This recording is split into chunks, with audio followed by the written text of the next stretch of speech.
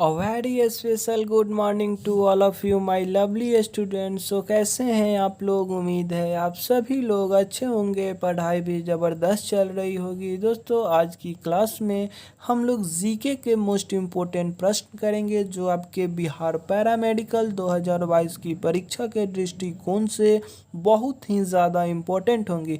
तो चलिए मित्रों आज की क्लास को स्टार्ट करते हैं। आज की क्लास को स्टार्ट करने से पहले आप लोगों से एक छोटी सी रिक्वेस्ट करना चाहूँगा। यदि आप लोग हमारे चैनल पे नए हो, पहली बार हो, तो इस चैनल को सब्सक्राइब कीजिए और बेल आइकन को हिट कीजिए। चलिए आज की क्लास को अब स्टार्ट करते हैं। बच्चों हमारा पहला क्वेश्चन आपके स्क्रीन पर दिखाई दे रहा होगा, है ना। मर्रे नदी कहाँ बहती है ना। मर्रे नदी कहाँ बहती है। ऑप्शन ए है फ्रांस में, ऑप्शन बी है जर्मनी, ऑप्शन सी न्यूजीलैंड और ऑप्शन डी है ऑस्ट्रेलिया में। कहाँ बहती है बच्चों मर्रे नदी। बच्चों इसका राइट आंसर होगा ऑप्शन डी, है ना, ऑस्ट्रेलिया में। मर्रे नदी कहाँ बहती है, ऑस्ट्रेलिया में बहती है। बच्चों ये ऑस्ट्रेलिया की सबसे लंबी नदी है ना। ये क्वेश्चन एक इससे और आ रहा है कि ऑस्ट्रेलिया की ये क्या है, सबसे लंबी नदी है ना। ऑस्ट्रेलिया की सबसे लंबी नदी। अब बात आती है बच्चों यहाँ पे कि ये ऑस्ट्रेलिया है ना, और ये नदी हिंद महासागर में गिरती है। ये नदी कहाँ गिरती है बच्चों, हिंद महासागर में गिरती है। हिंद महासागर में ये नदी कहाँ गिरती है, हिंद महासागर में गिरती है। क्लियर है। अब बात कर लेते हैं थोड़ी सी ऑस्ट्रेलिया की। बच्चों ऑस्ट्रेलिया की राजधानी कहाँ है, तो ऑस्ट्रेलिया की राजधानी कैनबरा है। ऑस्ट्रेलिया की राजधानी कैनबरा है। क्लियर है। अब बात है यहाँ की करेंसी। तो बच्चों यहाँ की करेंसी जो है वो ऑस्ट्रेलिया डॉलर है ना, ऑस्ट्रेलियाई डॉलर है। यहाँ की करेंसी क्या है, ऑस्ट्रेलियाई डॉलर है। क्लियर है बच्चों। चलिए अगले प्रश्न की तरफ बढ़ते हैं। सेकंड क्वेश्चन, शिव समुद्रम पनबिजली योजना कहाँ स्थित है ना। शिव समुद्रम पनबिजली योजना कहाँ स्थित है। ऑप्शन ए कृष्ण नदी पर, ऑप्शन बी नर्मदा नदी पर, ऑप्शन सी कावेरी और ऑप्शन डी महानदी पर। बताइए शिव समुद्रम पनबिजली योजना कहाँ स्थित है ना। बच्चों इसका राइट आंसर क्या होगा, इसका राइट आंसर होगा बच्चों ऑप्शन नंबर सी, कावेरी नदी पर, है ना। शिव समुद्रम पनबिजली योजना जो है बच्चों कावेरी नदी पर है। और ये कहाँ स्थित है, किस राज्य में, तो ये है कर्नाटक में स्थित है। कहाँ स्थित है, कर्नाटक में स्थित है। क्लियर है। अब इससे एक क्वेश्चन और निकल के आता है बच्चों कि शिव समुद्रम पनबिजली योजना एशिया की सबसे पहली पनबिजली परियोजना है। क्लियर है। यह एशिया की सबसे पहली बिजली परियोजना है ना। लिख लीजिए, यह एशिया की सबसे पहली पनबिजली परियोजना है ना। ये इस्टेब्लिश्ड कब हुआ है बच्चों, तो 1905 में, 1905 ईस्वी में हुआ है ना। ये स्थापित कब हुआ है, 1905 में हुआ है। क्लियर है। चलिए अगला प्रश्न, प्रश्न संख्या 3, निम्नलिखित में कौन कटनी में स्थित है। निम्नलिखित में कौन कटनी में स्थित है ना। एक सीमेंट कारखाना, ऑप्शन ए सीमेंट कारखाना, ऑप्शन बी उर्वरक कारखाना, ऑप्शन सी स्कूटर कारखाना और ऑप्शन डी एक साइकिल कारखाना।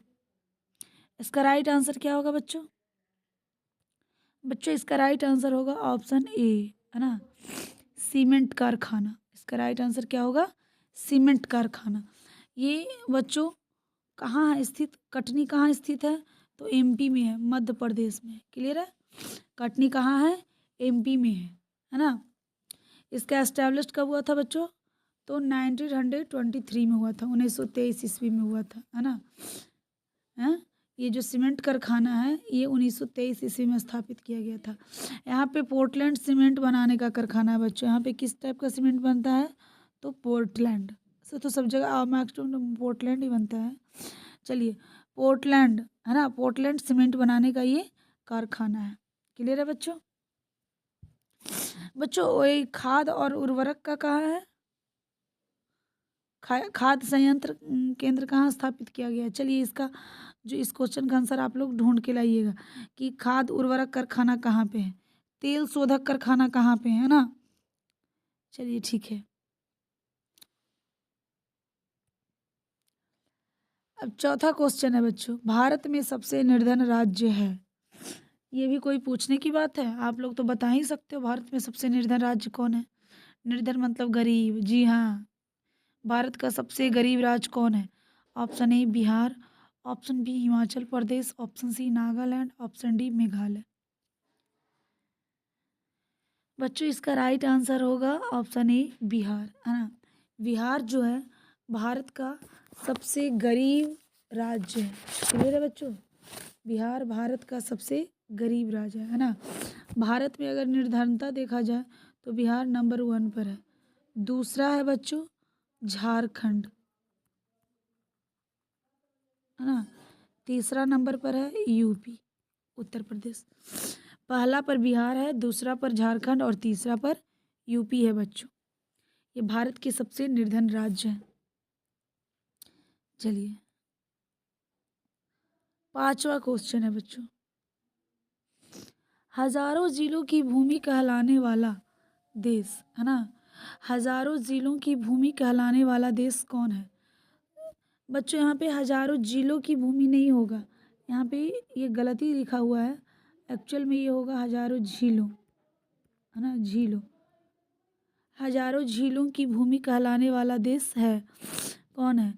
Option A Finland, option B Philippines, option C Norway, option D Canada.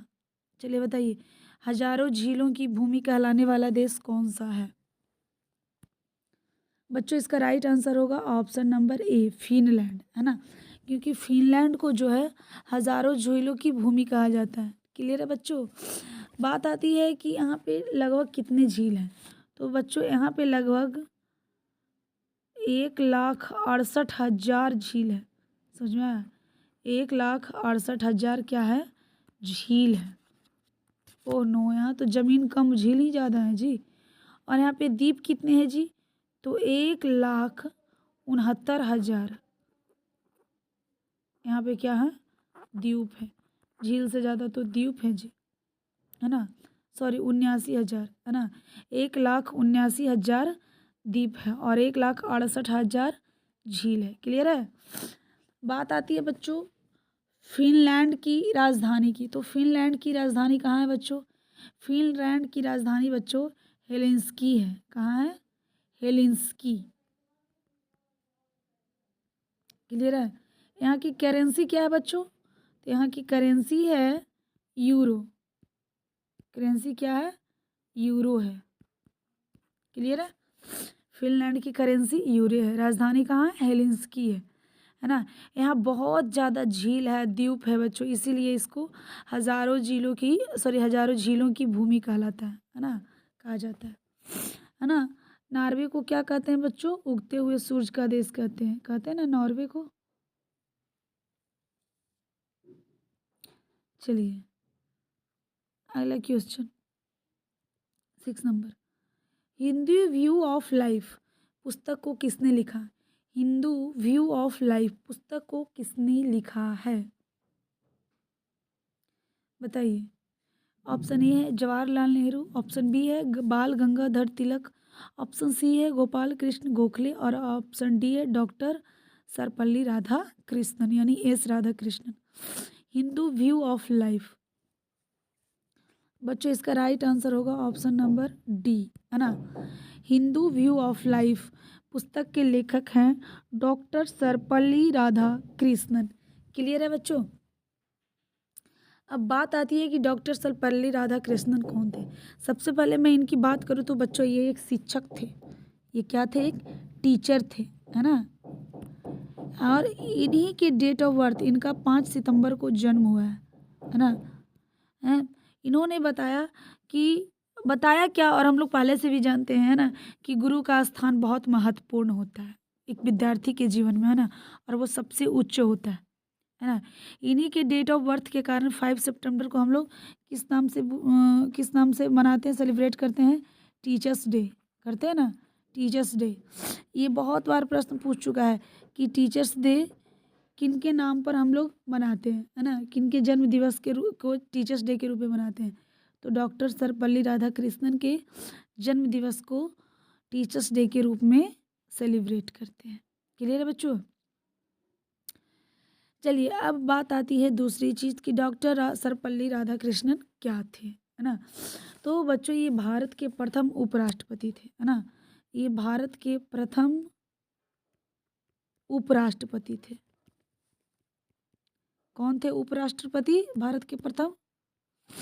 Sarvepalli Radhakrishnan, है ना। और ये भारत की द्वितीय, है ना, भारत के द्वितीय राष्ट्रपति थे। क्लियर है? ये द्वितीय क्या थे? राष्ट्रपति थे। कभी क्वेश्चन आ जाए कि स्वतंत्र भारत के दूसरा राष्ट्रपति कौन थे, तो सर्वपल्ली राधाकृष्णन थे। भारत के प्रथम उपराष्ट्रपति कौन थे? तो सर्वपल्ली राधाकृष्णन थे, है ना। और ये पेशे से क्या थे? टीचर्स थे, है ना। चलिए ठीक है, चलिए आज का यहीं तक बच्चों। अगर आज का सेशन अच्छा लगा हो, आप लोगों को पसंद आया हो, तो लाइक ज़रूर करिए। और जो भी प्रॉब्लम है बच्चों, आप लोग कमेंट में शेयर ज़रूर करें, तभी मैं आप लोग की प्रॉब्लम को समझ पाऊँगी और उसको आगे सॉर्ट आउट कर पाऊँगी। इसलिए बच्चों आज के लिए यही, फिर मिलते हैं हम लोग नए वीडियो में नए कंटेंट के साथ, है ना।